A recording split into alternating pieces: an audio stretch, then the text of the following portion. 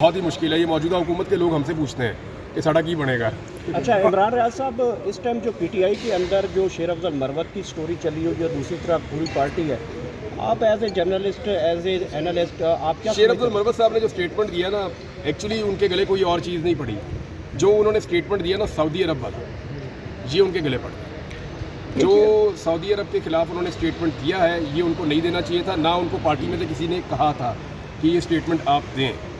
अब ये पार्टी खुद ही इंक्वायरी कर ले कि उन्होंने कैसे ये स्टेटमेंट दे दिया और क्यों दे दिया। मे बी इमरान खान साहब या उनकी पार्टी के लोग इस नतीजे पे पहुंचे हों।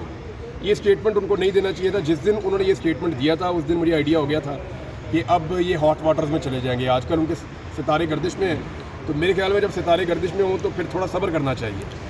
तो शेर अफजल मरवत साहब से सब्र नहीं हो रहा फिलहाल। अच्छा सर, तहरीक इंसाफ के जो वापस आना चाहते हैं, जिन्होंने प्रेस कॉन्फ्रेंस करके पार्टी छोड़ दी थी, अब जैसे फवाद चौधरी ने बोला, आप कैसे देख रहे हैं कि इन लोगों को ज़ाहिर जमात की तो अपनी पॉलिसी होगी, वापस लेना चाहिए, क्या होगा आगे? देखिए, ये तो लोग वापस आएंगे पुरानी लीडरशिप? पॉलिटिकल पार्टी का डिसीजन है ना, ये तो फैसला इमरान खान साहब करेंगे। लेकिन इमरान खान साहब के फैसलों में एक चीज़ मैंने देखी है, वो फैसले नहीं करते जिन पे लोगों का रिएक्शन सख्त आता है।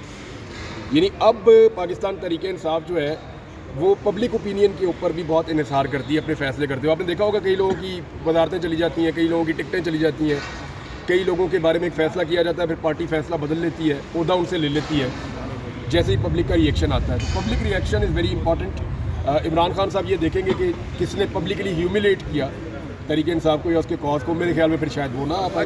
अच्छा, अभी फिर भी पार्टी का अभी मौजूदा जो लीडरशिप है पीटीआई की, वो ये कह रही है कि हम इस्टेब्लिशमेंट से बात नहीं करेंगे, लेकिन जो मौजूदा हुकूमत है, चाहे कठपुतली है, जिस तरह भी है, लेकिन हम उन्हीं से बात करेंगे, आपसे बात नहीं हो सकती। इस्टेब्लिशमेंट को उन्होंने ये लेजेंड होटल के अंदर मुखातिब करके कहा है। ये पिछले 2-3 दिन के अंदर हुआ है। देखें, पाकिस्तान तहरीक इंसाफ ने भी ना सबको ट्रक की बत्ती के पीछे लगाया हुआ है। कभी कहते हैं इनसे मुज़ाकरात करेंगे, वो सीधे बदरे होकर बैठते हैं, तो फिर कहते हैं नहीं इनसे नहीं, अब इनसे करेंगे। वो बेचारे सीधे होते हैं, कहते हैं नहीं अब इनसे भी नहीं करेंगे, अब उनसे करेंगे। तो तहरीक इंसाफ ने मुज़ाकरात अभी कोई नहीं करने, मुझे जो नज़र आ रहा है वो सिर्फ टाइम गेन कर रही है। कभी इसको कहकर, कभी इसको कहकर, कभी इसको कहकर। अभी यही तहरीक इंसाफ थोड़े दिन पहले कह रही थी हम तो बात करेंगे एस्टेब्लिशमेंट से, क्योंकि हुकूमत के तो पल्ले कुछ नहीं है। अब बीच में एक स्टेटमेंट आया जी हम हुकूमत से बात करेंगे, चाहे वो लंगड़ी रूली है, चाहे वो हुकूमत जाली है, लेकिन हम सियासतदानों से बात करेंगे, हम एस्टेब्लिशमेंट से नहीं करेंगे। अब एक नया स्टेटमेंट आया। अच्छा, तो ये तहरीक इंसाफ ने भी ट्रक की बत्ती के पीछे लगाया हुआ है सबको।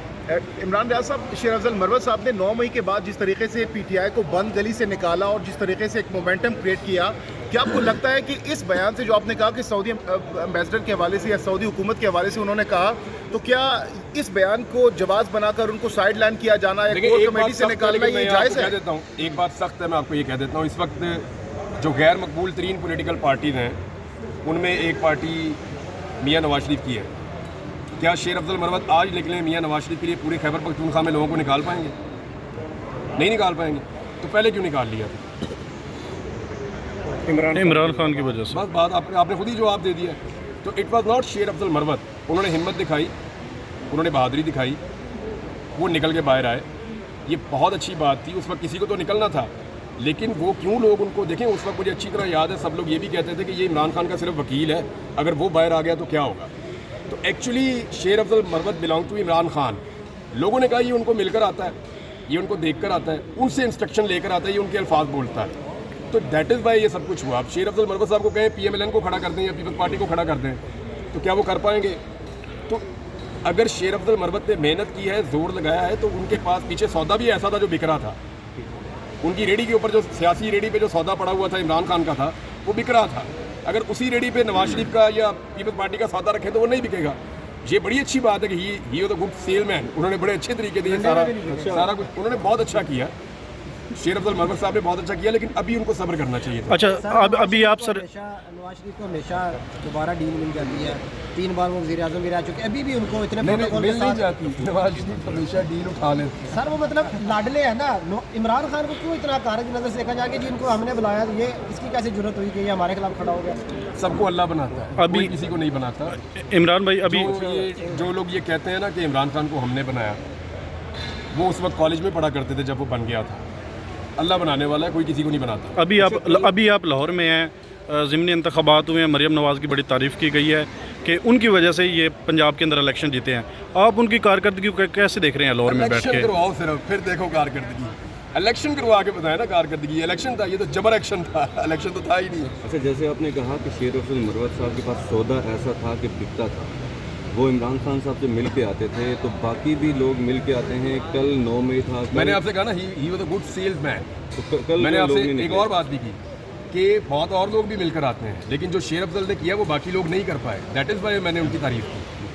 तो लेकिन इस वक्त सिचुएशन ऐसी है कि शेर अफजल मरवत साहब से गलती हो गई है, उन्होंने खुद उसका एतराफ़ भी किया है, तो अभी उनको ना खामोश रहना चाहिए थोड़ा सा। शेर अफजल मरवत इस वक्त पाकिस्तान तहरीक इंसाफ के बड़े कद वाले सियासतदान तो बन गए हैं। अभी आपने सेल्समैन भी बोल दिया। ये बताएं कि शेर अफजल मरवत ने 2 बड़ी स्टेटमेंट्स दी हैं, एक सऊदीया के हवाले से, दूसरा बलूचिस्तान में कोई अड्डे के हवाले से भी दी है। अच्छा, मुझे बड़ी ये खुशी हुई बयान इस बात किसी पे तरह जब- के दिलवाए गए हैं नहीं, या शेर ये अफजल जो- मरवत इसकी ये खुद जो ही स्टेटमेंट दिया ना DGISPR ने, मुझे उस पूरी प्रेस कॉन्फ्रेंस में एक ही स्टेटमेंट पसंद आया कि ये हमने अड्डे नहीं दिए, ना हम देने जा रहे हैं। दिस इज़ मी, मैं इमरान रियाज, यानी मैं इस बात में मानता ही नहीं कि मेरे मुल्क की सरजमीन को कोई और इस्तेमाल करे, या मेरे लोगों को मारा जाए, या मेरी ज़मीन को इस्तेमाल करके किसी और को मारा जाए। हम किसी जंग का हिस्सा नहीं हमें बनना चाहिए, हमें अमन का हिस्सा बनना चाहिए। तो मेरे लिए तो ये बहुत खुशी की बात थी। तो ये अच्छी बात है कि क्लैरिटी के साथ DGISPR ने कह दिया, उम्मीद करते हैं कि ऐसे ही रहेगा। Thank you very much. रोक लें आप। तो ये आप देख सकते हैं इमरान रियाज इस्लामाबाद हाई कोर्ट में पेशी के लिए आए थे, और अभी पेशी के बाद यहाँ पे जो लोग आए हुए हैं आपको पकड़ा था उन्होंने सर, हमारी आपकी मैंने शायद तस्वीर देखी थी, आपका बेटा भी शायद बोल रहा था। नहीं, वो रावलपिंडी की थी। वो रावलपिंडी इस्लामाबाद वाली। में अच्छा। पूरे पंजाब का जो रेट था वो इन्होंने इस्लामाबाद में लागू कर दिया और कोर्ट में दायर किया हमने। अल्हम्दुलिल्लाह यहाँ से बड़ी हमें कामयाबी मिली। हमारे ये बैरिस्टर साहब हैं उमर एजाज गिलानी तो साहब, कितने की रोटी बेच रहे हैं? वो कह रहे हैं कि जो चिनियोट का रेट है वो इस्लामाबाद में 16 की दें होती। ये पॉसिबल हो सकता है सर? नहीं, क्यों नहीं हो सकती? नहीं हो सकती। आटा हमें सस्ता दें, किरायों में सब्सिडी आटा आपको दें। कितने रुपए किलो मिल रहा है? हमें आटा इस वक्त जो है 79 kg की बोरी 8,000 रुपये की मिलती है, जो पंजाब में 6-6,500 की पड़ रही पर है। केजी कितने का पड़ता है? पर केजी तकरीबन 112-15 में हमें पड़ता है, उसमें लोड इन लोड सारी चीज़ें लगा के। लेकिन उसमें किराए भी हैं सर। शुक्र करें आपको 55 रुपए वाला महंगा आटा नहीं खरीदना पड़ रहा। अल्लाह का शुक्र अदा करें। 55 रुपए का इतना महंगा था कि हर दूसरे दिन पॉलिटिकल पार्टी इधर आ जाती थी। मेरे ये साथी मीडिया वाले गरीब आदमी के मुंह में माइक तुन देते थे कि जनाब बताएं 55 का आटा ले रहे हैं, कैसा लग रहा है आपको? अब आपको 130 वाला सस्ता आटा मिल रहा है, एंजॉय करें आप। सर, इस हवाले से आपसे रिक्वेस्ट है कि कोई थोड़ा आवाज़ उठाएं, क्योंकि आप तो गरीबों की बड़ी आवाज़ और हमारी देखिए कम्युनिटी जी, मेरी एक चीज़ मैं एक चीज़ आपकी कॉस्ट कम हो जाएगी, आप रोटी सस्ती बेच लेंगे, यही बात है। हम कह रहे हैं, हम कह रहे यानी हैं अब अपने बच्चों का रिज़्क तो आप नहीं छोड़ सकते, यही आप पटिशन भी लेकर आए हैं जी ये कि अगर आपको रोटी सस्ती चाहिए तो फिर आप आटा सस्ता कर लें। ऐसे ही। 16 रुपए की रोटी अगर आपने देनी है तो आटा कितने रुपए किलो होना चाहिए, ये बताएं मुझे। अगर 16 रुपये की रोटी देनी है तो हमें आटा तकरीबन 60 से 65 या 70 इससे ऊपर नहीं हो सकता। हम नहीं दे सकते इस्लामाबाद। दूसरी सर जी हमारे किराए 2 साल पहले 1 रोटी की लाख कीमत क्या थी? 2 साल पहले रोटी की कीमत थी तकरीबन 20 और 22, 16, 18, हमारा 20, हर साल बाद जो है ना चेंज होता रहता है। जब पुराना आटा notification ऊपर होता है ना, जब सारे आटा 55 रुपए का था तब रोटी कितने की थी? 16 रुपये की। 16 रुपए की थी। अब आप कहते हैं 60 से 70 की भी हो जाए तो आप 16 की देंगे। गर्मी में आटे के अलावा शुगर भी लगती है। वो जो बंदा गर्मी में जिसकी खाल लटकती होती है उसका मजदूरी भी हाँ नहीं, वो 5-7 लोग काम तो करते क्या हैं वहाँ इस्लामाबाद में मजदूरी वही है जो तलागंग में है? सर जी इधर किराए भी लाख रुपए तक इधर किराए हैं। 11 में एक छोटी सी दुकान का किराया जो है 55,000 है। DHA इस्लामाबाद में पे। तो वो तो लाहौर में भी ऐसे ही है, दिल्ली में भी ऐसे ही देखिए है। हमें जो रेट मिला है वो तलागंग का रेट है। तलागंग में इस्लामाबाद को बाद